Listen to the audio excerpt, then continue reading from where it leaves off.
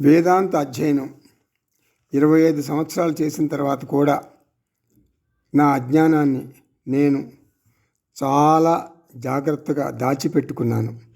వేదాంతం గురించి శ్రద్ధగా ఆలోచిస్తుంటే నా మనస్సు నన్ను మందలిస్తుంది.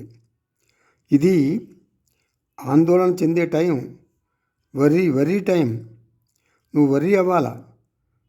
మరి ఆందోళన టైం, భయం, ఒత్తిడి, మరి అట్లా ఉండాల్సిన టైం ఇది.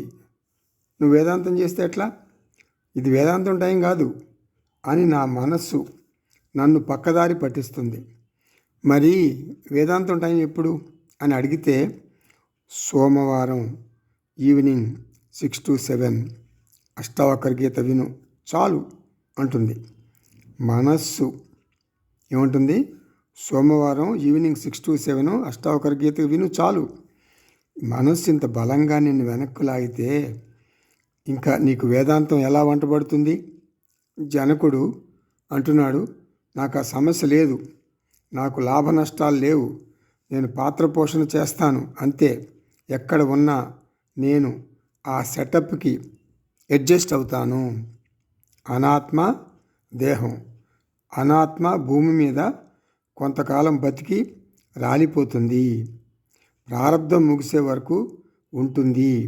ఉద్యోగరీత్యా నీవు ఒక చోటు వదిలి మరొక చోటుకి మకాం మార్చవచ్చు, అనారోగ్యంతో మంచాన పడవచ్చు, వృద్ధాప్యంలో.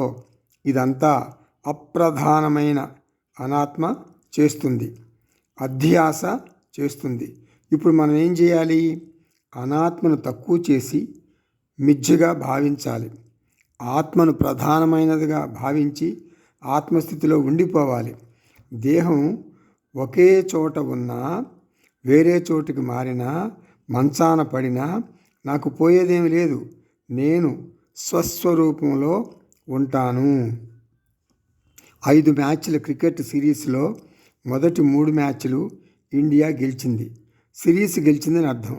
4-5 మ్యాచ్లు ఇండియా ప్లేయర్సు ఎట్లా ఆడతారు అంటే వాళ్ళ మానసిక స్థితి ఊహించండి. మ్యాచ్ ఆల్రెడీ గెలిచేశారు కదా సిరీసు. ఇదే మీ జీవితానికి అన్వయించుకోండి. ఇదే మీ జీవితానికి అన్వయించుకోండి. ఇదే జీవన్ముక్తి.